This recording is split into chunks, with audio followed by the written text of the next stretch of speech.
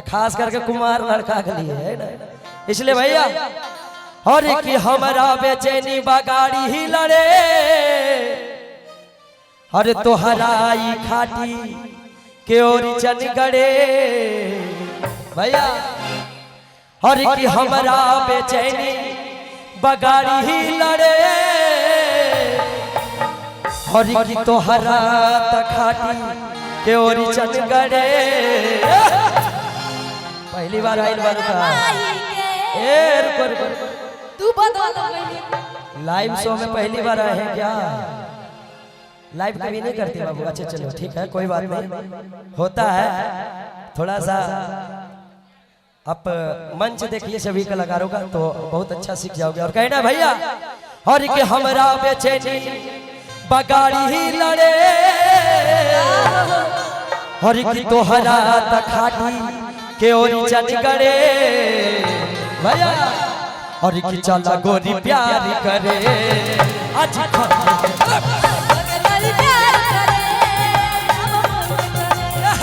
गोरी प्यार करे आज खड़े खड़े हमरा बेचैनी बगाड़ी लड़े, तोहरा खाटी के ओर चन गड़े। हमरा बेचैनी बगाड़ी लड़े, तोहरा खाटी के ओर चन गड़े। जोगे तोरा माई के तू बदल बनी रे, जोगे तोरा माई के तू बदल बनी रे। छोड़ी के हमरा तो ठीक कह गे, काहे ले इतना बदल लगे। आए भैया भैया रुके, जब छेड़ दिया है तो भाई हम बाग है जो बात। और की जोगे तोरा बहिनी रे, जोगे तोरा बाबा, अगे जोगे तोरा बहिनी रे तो बदल लगे।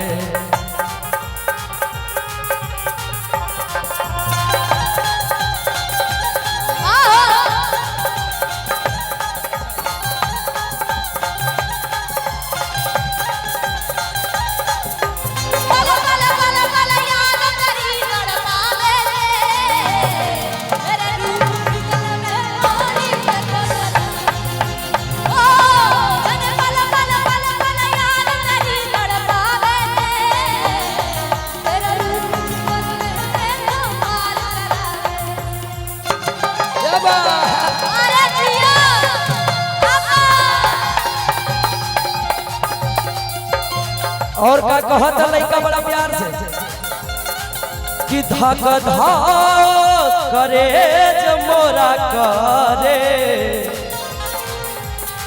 जब साटे लुगोरिया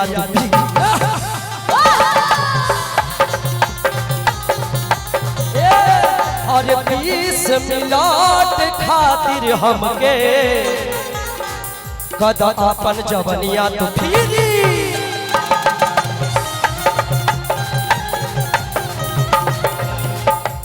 ए मैडम जरा इधर भी आइए। हेलो, हम देखिए चारों बगल ऑडियंस को देखते हैं, मेरा गलती नहीं है। अब आप डांसर इधर आए तब तो हम आप लोग को मनोरंजन करा सकते हैं ना।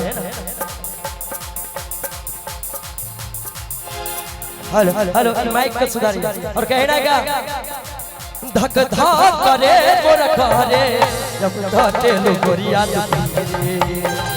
हेलो, और 5 मिनट खातिर कहता तू जबनिया हमरा लफीरी।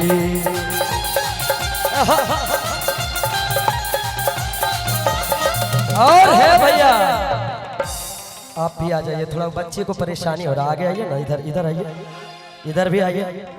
हाँ, नंदन जी के तरफ से 50 रुपया का आशीर्वाद। और कहना भैया कोडिंग कोडिंग किसी फाल नियन तोर जोवना, जरा एक बार हाला करिएगा भैया। हाँ, किसी फाल नियन तोर जोवना, और की गोरिया हो काड़े करे भैया, और की चला गोरी प्यार करे आज खाड़ी चला गोरी प्यार करे आज खड़े खड़े। प्यार करे बच्चा जावे पड़े। अबा कुल्ही जराइए गैला ना जाए पिया जवानी कुल्ही जराइए गैला कि एगो नचनिए कारण सर इधर भैया हम चाहेंगे कि दूसरा जो डांसर उनको भेज दीजिए जब मोमेंट नहीं पकड़ रहे तो मजा नहीं आ रहा है ना कि एगो नचनिए कारण एगो नचनिए कारण के भुलाई रे गैला और जाए पिया जवानी कुल्ही जराइए गैला ना जाए पिया जवानी कुल्ही जराइए गैला ना आहो जराइए गैला सुनिए और कि जाए पिया जवानी कुल्ही जराइए गैला ना आए हो जराइए गैला ना भैया ये हाल करके तये गो नचनिए कारण एगो नचनिए कारण एगो नचनिए कारण कनिया के भुलाई रे गैला एगो नचनिए कारण हमरा के भुलाइए गैला एगो नचनिए कारण कनिया के भुलाई रे गैला एगो नचनिए कारण हमरा के भुलाइए चल गोरी प्यार करे आज खड़े खड़े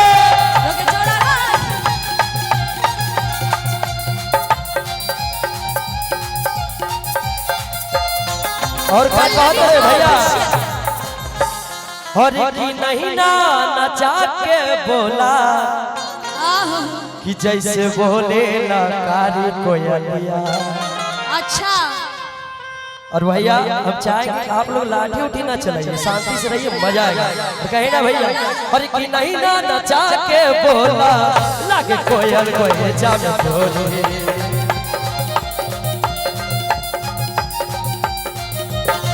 ताकेलू हमारा ओरी कोन चले ला दिलवा बकोली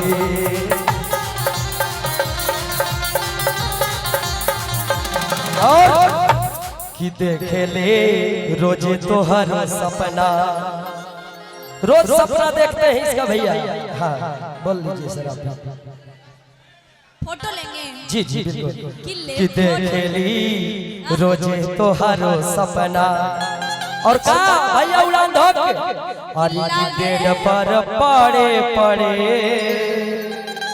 बेड पर पड़े पड़े और चला गोरी प्यार करे आज जोगे थोड़ा प्यार करे बचना दे पड़े चला गोरी प्यार करे आज खड़े खड़े अरे दिल से निकाल के तू मान गेली रे अपना दिल हमर तोड़ गेली रे दिल से निकल लगा बाज गइली रे हमर दिल के तोड़ गेली रे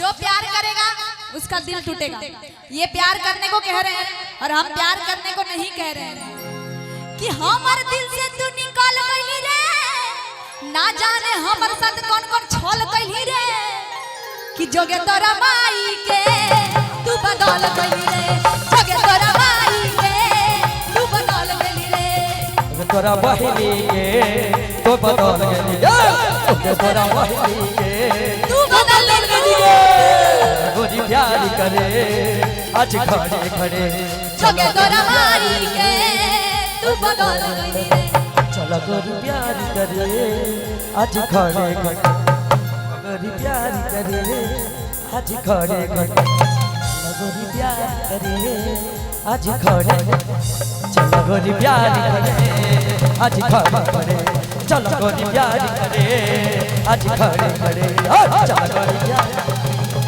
आज खड़े खड़े चला गोरी प्यार करे आज खड़े खड़े अरे छोड़ छोड़ प्यार करे आज खड़े खड़े चला गोरी प्यार करे आज खड़े खड़े चला गोरी प्यार करे आज खड़े खड़े चला गोरी प्यार क्या बात ताली ताली चला गोरी प्यार करे आज खड़े खड़े चला गोरी प्यार करे अरे आज खड़े खड़े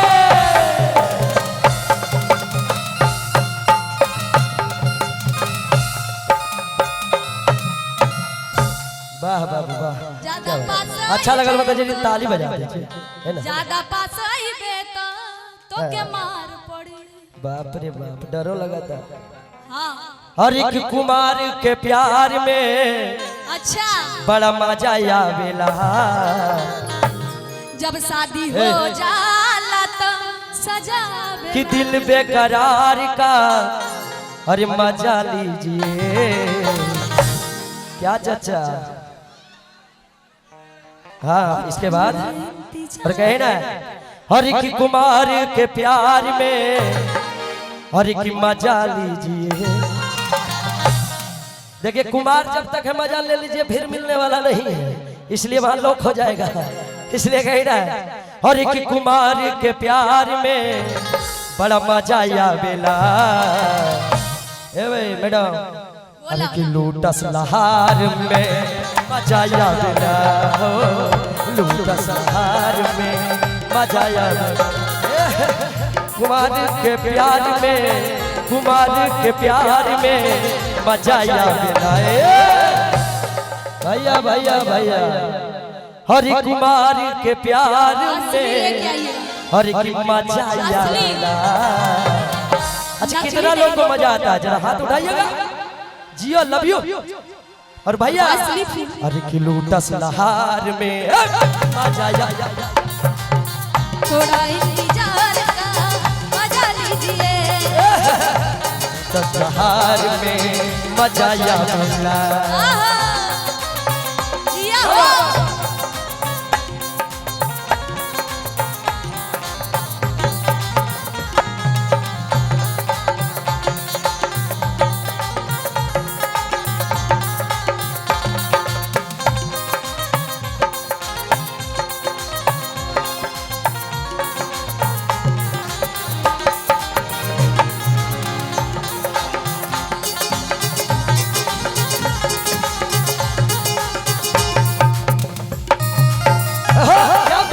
मजा लीजिए। थोड़ा इंतजार का मजा लीजिए। और मैं कहता लड़का इधर आइए ना सर, आप उधर ही रहिएगा तो गड़बड़ा जाएगा। कहना रात में पलंगा पर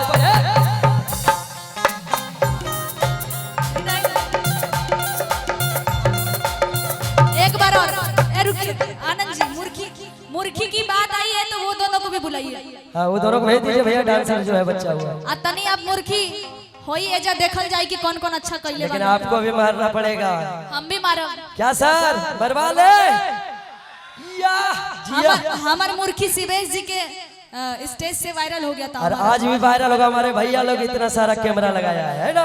कितना आनंद राज को आप लोग एकदम प्यारा आशीर्वाद भर के दीजिए। कोई कैमरा वाला पसंद शायद नहीं करता हो, आप लोग कम से कम कीजिए है ना। और कहे ना जो चैनल है नाम तो नहीं पता, लेकिन आप लोग जो भी हैं हम लोग के लिए सबसे बड़े चीज होते हैं। आप आइए क्योंकि वो दोनों नहीं कर पाएगा। आप थोड़ा सा आइए, लेट नहीं करते हुए। और कहे ना अच्छा और कहे ना पल्लवी जी बोलिए। ये दोनों नहीं कर पाएगी बेचारी, अभी थोड़ा न्यू है। आइए ना थोड़ा सा हम दोनों हिलाते हैं। मुर्खी नहीं आता है ना। आता है आइए आइए आइए ना। जब देखो तब मेरे पीछे ही पड़े तो रहते आ ही नहीं रहा है, हम क्या कर सकते हैं, इसलिए आप करते कैसे हैं। नहीं आएगा। चलिए आइए एक भैया। जरा वो दोनों को भी बुलाइए। रुक हाँ, जाइए। बिल्कुल। मुर्खी की बात आई है तो वो दोनों को भी बुलाइए। हाँ बुलाइए ना, कंपटीशन होगा। चारों में से कौन बेस्ट करेगा। हाँ बुलाइए जल्दी भैया कमेटी वाले। हाँ हम भी जब करते तक ये लोग से मरवाते हैं भैया ध्यान दीजिएगा। जब तक ये लोग से मरवाते हैं। आइए मैडम इधर आइए सामने। अरे बहन सीख जाइबो का पता कल गोलू राजा के स्टेज में करे के पड़ी तो का करो। गोलू भैया तो बड़ी फिर दिक्कत करे। देखो शर्माओगी ना, कलाकार को शर्माना नहीं चाहिए। जो शर्माया वो कलाकार नहीं है भैया। इसलिए कलाकार में अगर नाम और पहचान बनाना है तो एकदम रेल के काम कीजिए। रे ना 1 मिनट भैया हो। माँ दुर्गा सेंटरिंग स्टोर, माँ दुर्गा सेंटरिंग स्टोर हमारे यहाँ सभी प्रकार के फर्मा पलाई एवं तख्ता का सेटिंग किया जाता है। नोट नींव से लेकर छत तक सभी प्रकार का काम किया जाता है। मैडम आप समझ गए हैं, नींव का मतलब जानते हैं, किसी भी चीज का नींव डालना। आप में कोई नींव डाला है कि नहीं? ए भैया, नींव डालने में आप लोग माहिर है ना, तो मैडम से पूछिए कि आपके अंदर कोई नींव डाला है। छिटक रही है, ऐसा लग रहा है कि नींव डलवा चिया है। आइए, माँ दुर्गा सेंटरिंग स्टोर, हमारे यहाँ सभी प्रकार के फरमा, प्लाई